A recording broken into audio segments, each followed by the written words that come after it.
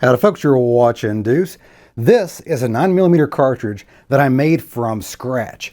I found a case on the shooting range. I made the bullet, I melted the lead and made the bullet right there. I reloaded it with new primer and new powder, and it is good to shoot now for competition reasons. But in 2023, does it make sense to reload 9mm or reload in general? Let's talk about that. In this video, I'm going to go through some of the steps I take to go from raw materials to a brand new cartridge ready to shoot. I'll be talking about some tips and tricks about reloading presses, what to choose, one of these reloading presses here, and different tips and tricks about reloading process in general. Due to YouTube's terms of service, I cannot go through the individual steps and show you how I reload ammunition. So in lieu of that, I do recommend getting a couple of reloading manuals. If you like reloading lead ammunition, here you go. If not, there are several really good manuals out there from Hordney and from Lee Precision. I also recommend to take a look at the reloading manuals on the powder manufacturer's website. If you're using Bullseye powder, take a look at the Alliant website and make sure your load that you're going to use is safe and recommended by them, because they definitely want you to have a good experience with their product. Here is reloading tip number 1. If you are using tumble lubed bullets, these lead cast bullets, of course I've already shown this to you, lead cast bullets that I've tumble lubed with either white label lube or Lee lube, not powder coat or anything of that nature, eventually there will be a gunked up area in your bullet seating die. Time goes on, as you reload hundreds and hundreds of bullets into cases with this die, it will accumulate some of that tumble lube.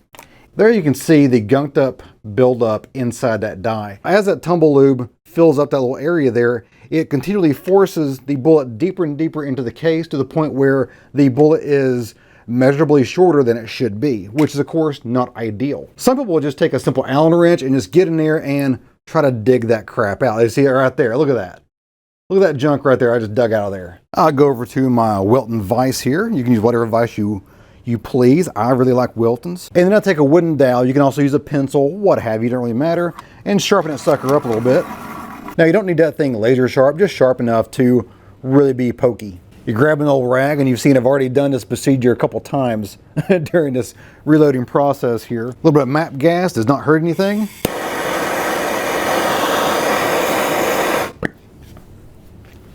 And that should have everything liquefied inside there. And of course, the whole thing's stainless steel, or at least steel, maybe not stainless, probably not stainless. Check me on my research there, but I'm pretty sure it's not stainless actually now I think about it. But it is steel, so it will be a little toasty. But this will clean out everything inside there. Now let me show you what it should look like. Now look how clean that is. So if we go back and forth, there's a side-by-side of what it should look like versus what it did look like. And it took me seconds to clean. Step 1 is obtaining your brass. Now I get my brass for free at the shooting range. There's a picture of my stuff right there of all my nasty old brass that I brought home. Every time I go to the range, my rule is to bring home more brass than I brought in. Then I go through the process of cleaning and sorting. Now I've got a video of that here somewhere. During this video, I'm going to be putting up how much I spent on the reloading process, and then at the end of the video, I will compare that with store-bought ammunition, because at some point there is a crossover of where it's just not worth it to reload, especially in 2023. After I'm done cleaning my brass, I let it dry, and then I line up rows of brass next to my reloading press so I can look down inside and I verify a few things. Number 1, is it a boxer style primer?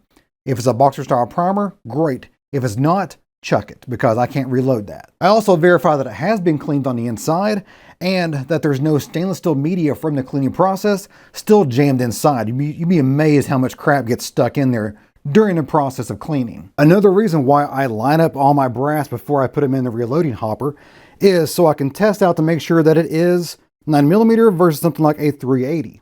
Also, I get to look down inside to make sure that the brass is reloadable, because there's been some weird brass right now coming out that has this weird ledge on the inside of it that is not reloadable during a normal process of reloading. And at this point, I'll lube them up and I'll put them in the hopper to be reloaded. The final cost of prepping the brass, cleaning it, and lubing it up for reloading purposes is almost free. It's far less than 1 cent per 10 rounds. But for the purposes of this video, we're gonna go with 0.1 cents per round. Reloading tip number 2. If you are using a progressive press from Lee, you may have a couple of different types of powder hoppers and powder delivery systems and measurement systems here. The old school that lasted forever and what I used forever was this old, I can't remember what they were called, but it's basically this sliding style powder measure here. And it works great for the majority of powder loads and the majority of powders, but not all of them. It does not like small loads as far as pistol powders go. No matter how hard I tried, I could not get a super accurate powder charge out of Bullseye powder in the very small loads I'm using for my competition rounds here. It was always outside of what I was comfortable with in either being too low or too high. So a few years back, I picked up one of these, the Lee Auto Drum, and it is basically a revolving drum inside here that is instantly adjustable. It works really, really well, honestly. And there's a whole, I could do a whole different video just on this powder measure. It's a great setup, but it has some limitations. That limitation is super fine powder. The H110 there is a fantastic powder for 300 Blackout, which is one of my favorite loads for 300 Blackout was from H110, but I couldn't get a very accurate charge with this. And with the auto drum measure here, it was spilling out of this. This is a cone here that kind of goes into the side here, and it was spilling out of the side a lot. It was spilling probably as much as I was loading into the cartridge. I was loading and spilling out of the cartridge as well. It was terrible. So I had to basically load all my 300 Blackout. I had to finish off this can with 300 Blackout using just a hand loader. So I had to work up another subsonic load for my 300 Blackout using 4227, which is a fantastic powder. Actually, it turns out that with some tweaking involved, this is a much better subsonic load for suppression than I could ever get this to work at. So yeah, if you have a 300 Blackout and you're casting your own super heavy rounds for subsonic use through a suppressor, take a look at 4227. Now let's talk about the bullets. Depending on what type of cartridge you're reloading, the bullet part of that cartridge is usually the most expensive part of the cartridge for reloading purposes. For this video, I'm going to be talking about 9mm for my normal pistol rounds and then 6.5 Creedmoor for my rifle rounds. Of course, there's a lot of in between there, but those are a good gamut of store-bought versus reloading. Now, because I am super cheap and all this whole reloading thing is a secondary hobby to me that I enjoy, then I actually cast my bullets out of scrap lead that I buy off the internet and scavenge at the berm at the range. Now, what I normally do is buy used lead wheel weights off eBay. Now, not the stick-on lead wheel weights, just the clamp style wheel weights, just like that.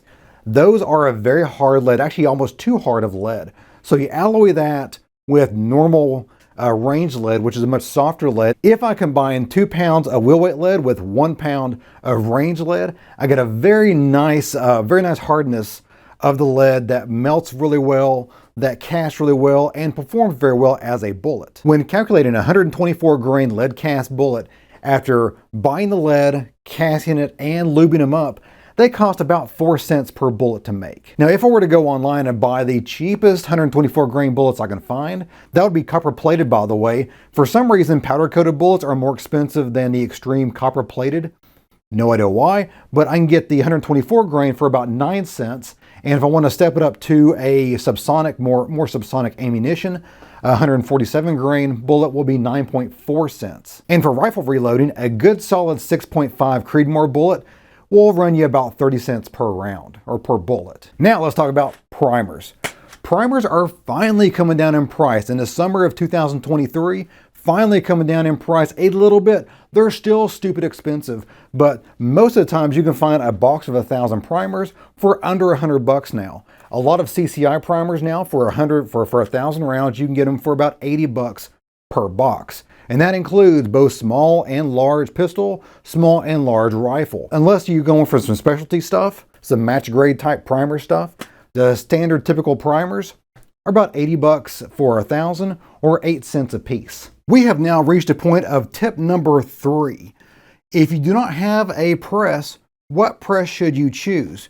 Well, if you are wanting to make a ton of pistol caliber ammo, I highly recommend a progressive press of some sort. If you use something else like a turret press or a single stage press for making massive amounts, thousands of rounds of, say, 9mm, what I'm doing here, you will drive yourself insane if you don't get some sort of progressive press of some kind.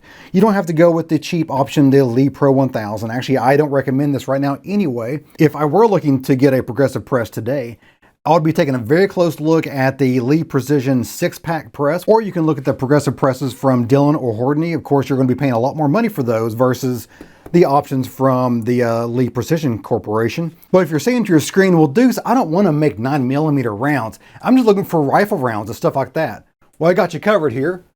For a cheaper amount, I highly recommend the turret press from Lee Precision. This is a great thing, and I've got a video here. I'll put a link up here to my unboxing and evaluation of this press. It's a great press for rifles.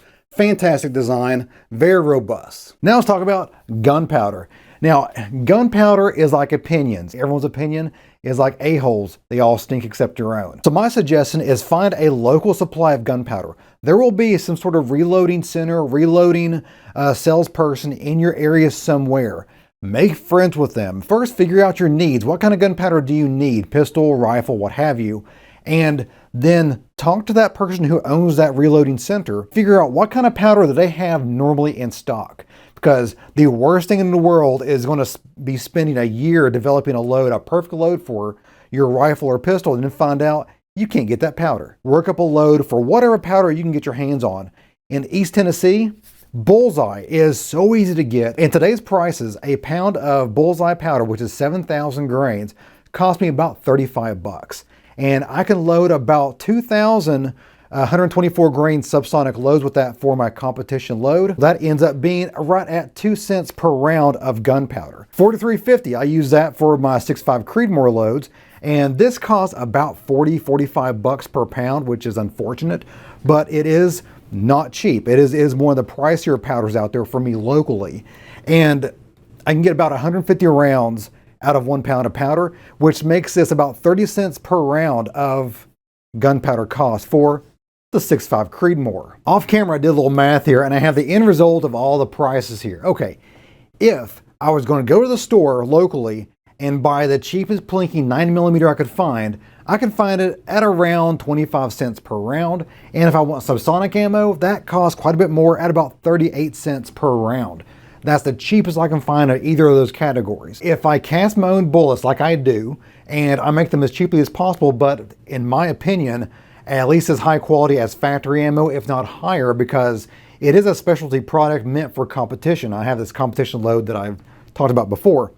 I can make those at about 12.1 cents per round as long as I cast my own bullets. If I buy the cheapest plated bullets I can find on the internet, then that price goes up to about 19.1 to 19.5 cents per round, whether I'm going with a 124 grain bullet or a 147 grain bullet. So in conclusion, for 9mm, if I cast my own bullets, I'm going to cut my ammo price in half compared to the cheapest range ammo I can find. But if I buy my own bullets, then I'm going to only be lowering the price by about 5 or 6 cents per round. So in my case, it still makes sense to load 9mm because it's still quite a bit cheaper and I'm getting a very specific product that I cannot buy on a cheap scale. If I was only looking for plinking ammo at the range and I was not set up to cast my own bullets, I had to buy my bullets on the internet, I would only be saving 5 to 6 cents per round, and that'd be a lot of time and effort for not a lot of savings.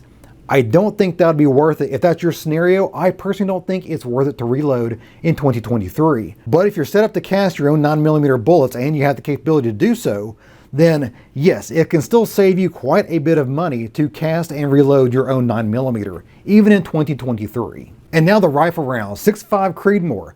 I can load up my own 6.5 Creedmoors right now with today's prices at about 68 cents per round. And that is calculated in the 43.50 powder. That is calculated in 8 cents per small rifle primers, because apparently small rifle primers are the bee's knees for a 6.5 Creedmoor. When you compare that to the store grade ammo though, the store, I can locally buy a 6.5 Creedmoor for about $1.25 a round. I know, that's pretty expensive too, because they come in boxes of 20 rounds each.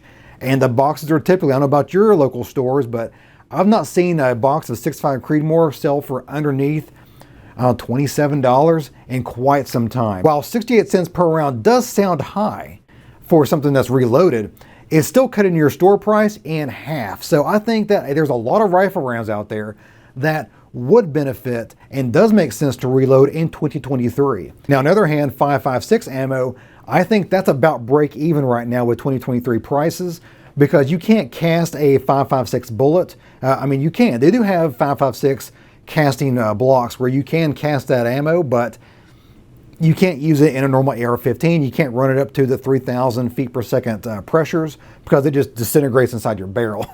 So unless you're doing something very, very particular about your 5.56 ammo, just buy that from the store, because that is not quite beneficial to reload in 2023. The fourth and final tip here is, what do you do with your ammo once you've reloaded it? Well, how do you store this stuff? What I like to do is, while I am reloading it, I store it 100 rounds at a time in these guys here. These are the MTM case holders here, made in USA always, like all my other equipment.